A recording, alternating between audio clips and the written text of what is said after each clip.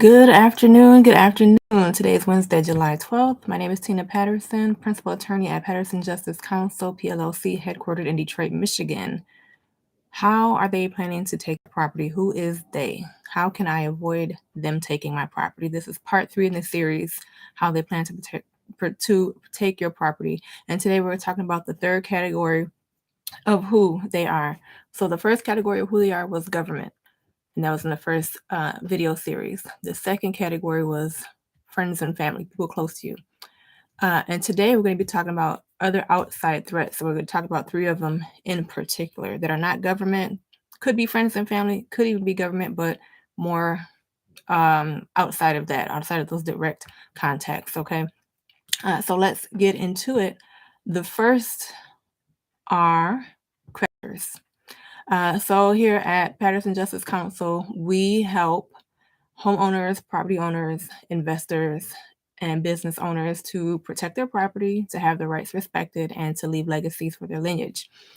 And we do a lot of estate planning. We advise on, kind of generational passing down of assets and things like that. And creditors come up a lot. So creditors, whether it be credit cards, mortgages, any other debts that are owed, with proper estate planning, the debts can be minimized. The debts you owe to creditors can be minimized. Now, we're not saying that you want to avoid your obligations, but there are some strategies that you can use so that your burden doesn't become the next generation's burden when it comes to creditors, okay? And creditors are always going to be on alert for what's owed to them. So keep that in mind. In fact, a lot of times in the probate process, right, when someone passes away, their creditors have to be notified that there has been a death so they can put in their claim to collect what's owed. But with efficient estate planning, sometimes you can minimize what is owed. Sometimes you can effectively transfer what is owed so that the asset doesn't leave, but maybe somebody else can take over it, like a house, like a car, anything of that nature. So you can either minimize it, you can transfer it. Sometimes you can get rid of it altogether. Okay, so some of the strategies involved would be passing directly to beneficiaries. If you have a bank account, let's say you have $10,000 in a bank account, instead of leaving only your name on there and having it go through probate where creditors can take what you owe, let's say you owe $5,000, they can make a claim to half of what's in your bank account. But if you have something as simple as a beneficiary listed on your bank account, let's say mother passes away, she's already a widow, no spouse, she leaves her bank account to her only daughter. $10,000 goes straight to the daughter. If she owed the $5,000, they can't collect it from that bank account. Okay. So then maybe there's something else they can get to, but they can't touch that money.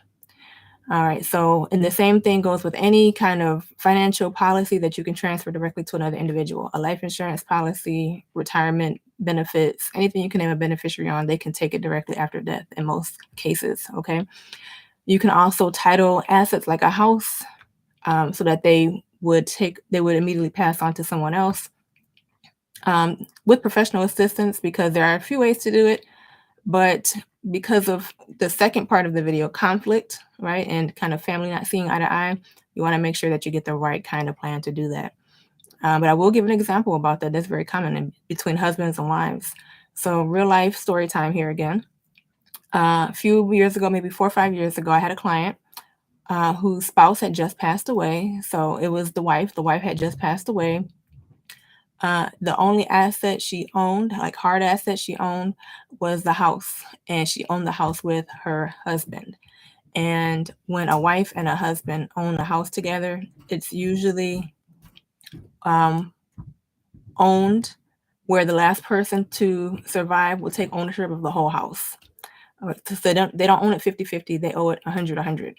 And so once the first one passes away, the other one is going to own it outright entirely, not 50%. They own everything. It's called right of survivorship. So wife passed away, husband still has the home. It's now entirely his. That means that it does not go to wife's estate when she passes away. So in this instance, she owed some credit cards, but there was nowhere to collect from, because I think even whatever she had in the bank account, there was already somebody to transfer to. Or if it's a husband and wife, I think she already had a joint account. I don't quite recall the account she had, but the house, was already completely owned to husband, effective immediately on her death. So the credit cards were just kind of, they were sending out their claims, but they don't have anywhere to collect from. So, and even with this case, I went to probate about it. I asked other probate attorneys about it. There's really nothing credit cards can do to collect in that instance. Okay. So there may be an instance like that, not saying that she was trying to purposefully, right, or that you should try to purposefully avoid paying your credit cards, right? But in an instance like that, where there's nowhere else they can collect from, then they can't collect. And it's just that simple. All right. So be mindful of that. And I'm saying that because that was a happenstance. Okay. But you want to be very intentional about how you direct your assets, but also how you minimize the burden to anybody else. Minimize the burden of, creditors. If you do owe something substantial, minimize the burden to whoever's going to take over next, the beneficiaries, so that they can have more to benefit from, instead of leaving them with a big bill to take care of. All right. And then also on how they plan to take your property when it comes to creditors, we have to talk about foreclosure again. I believe we talked about this in the first part of the series, but I think it's important that we talk about it again because there's been a lot of crisis around foreclosure. Oh, here in the city of Detroit, it's a big deal. All right. But you need to be mindful, plan ahead as needed, because when it comes to property taxes, there's a consistent collection schedule, right? So if you can, try as much to plan ahead in advance. When tax time is coming, try throughout the year to have that ready so that that creditor is not on you, because that's something that you don't want to fall into default on, because they are going to be quick to remind you what is owed, right? And because doing so, you have the potential to lose a large asset like a home over a small amount. And so I'll give another story about this. And I might have said this in part 2 of the video, but it's worth repeating.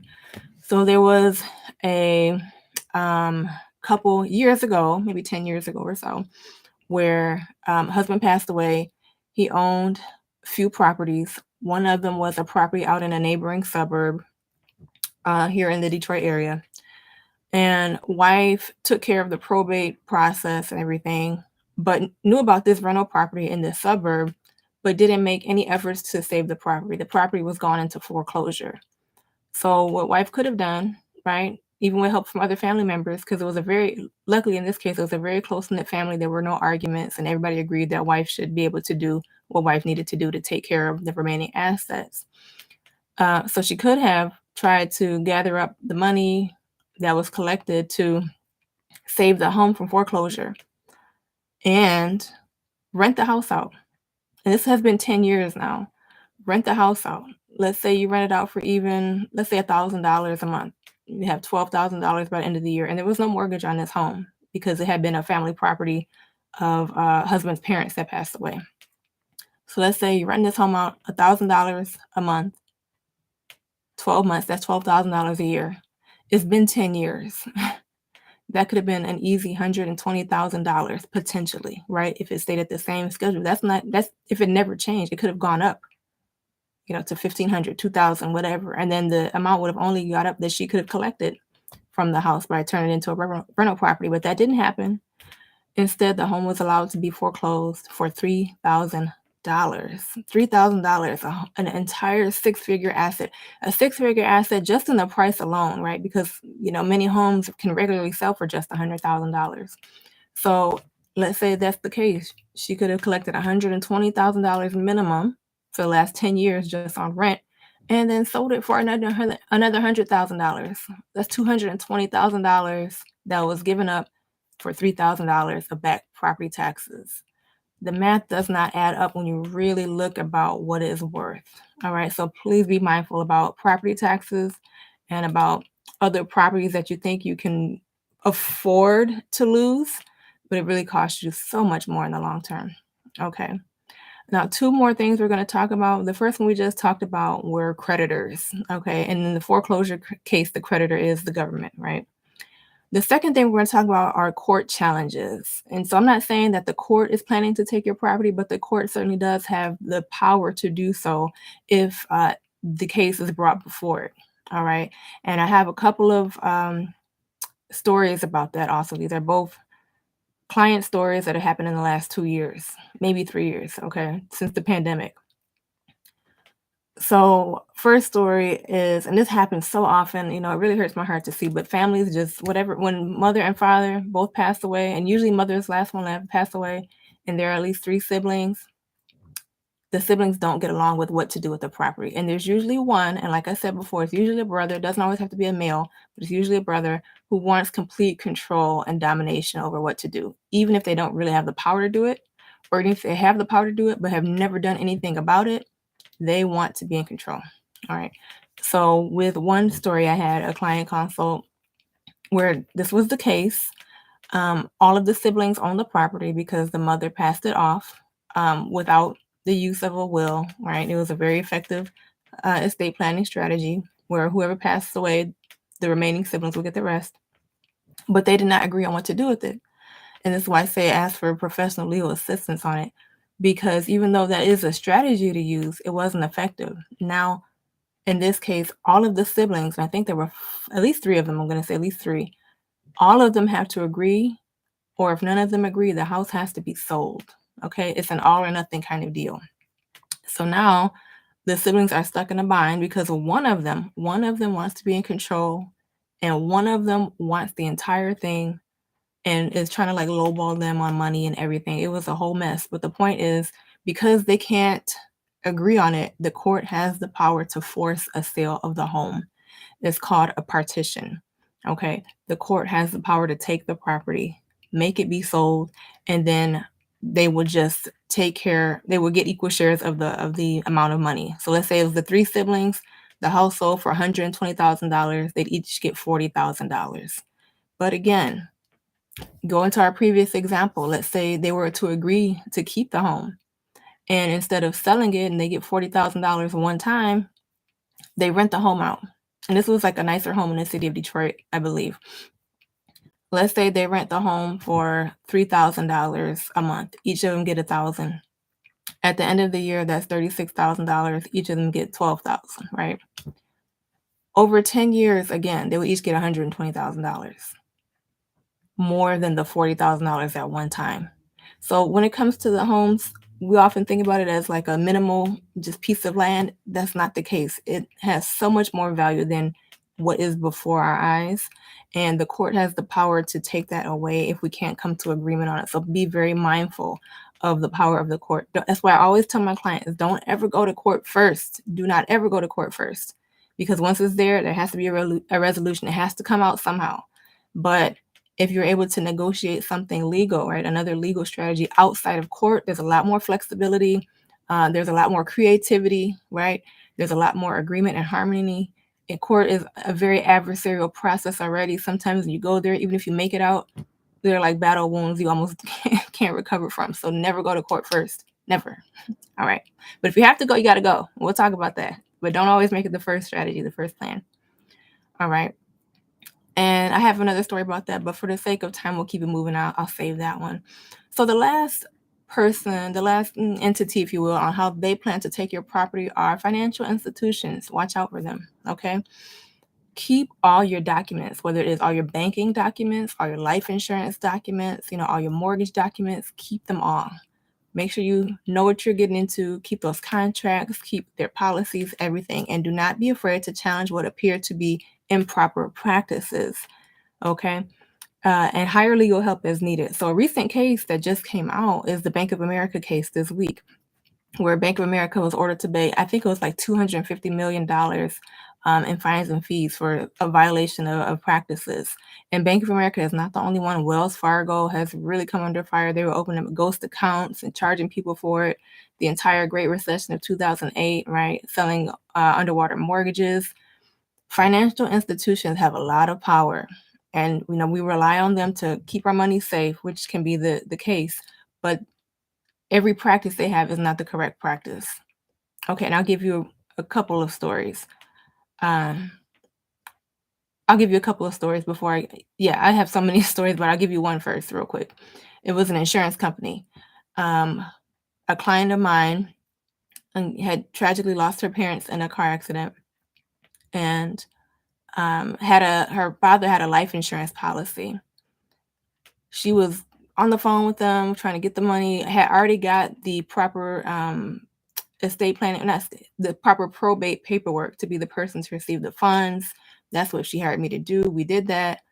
6 months go by, and the money is just being held there. And so I get involved, right, as the counsel now, like, listen, my client is the person authorized to do this. We've been waiting for this long.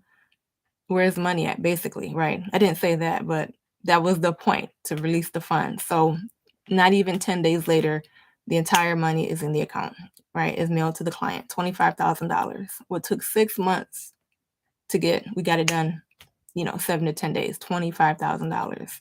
Imagine what could have been done with the $25,000 sooner, right? And so the insurance company was holding up the funds. That happens. Not to say that they're like this grand scheme or plot, but it happens. And when it happens, you have to be willing to challenge it. Okay, I've had personal cases where, I've noticed some banking practices that were not consistent with my payments, right, on an account. And I said, listen, I paid this money. It's not going through. Why am I being charged as if I didn't pay it, right? Why is interest accumulating on something when it shouldn't be? And the bank was able to correct it. All right.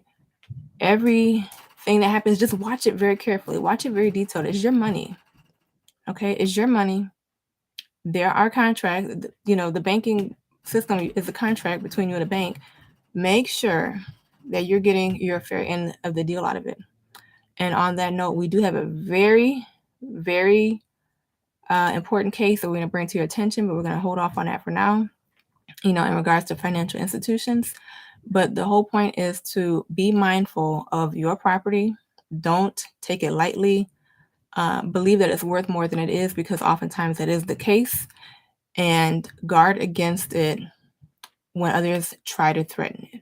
Okay, how they plan to take it, because there's already a plan in mind sometimes in someone's mind on what to do with your property or to deny you from it, whatever it is. So you must be on the guard in protecting your own property, not to be on the offense, right? Just to be, out here trying to get into battles. But when that happens, the best offense can be a good defense. So whether it be effective estate planning strategies, right?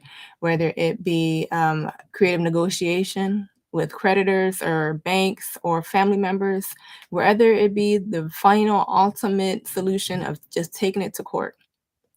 Be on the defense, because what you have is worth doing that. Not just your physical aspects, but the whole plan, which is passing down what you work so hard to do onto the next generation so they can continue to build on it and not build from scratch.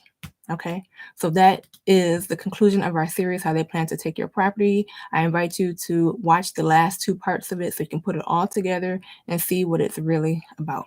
All right, and so until then, we will see you next Wednesday, which is July 19th, same time, 1:30 p.m. Eastern Standard Time. Take care. Thanks.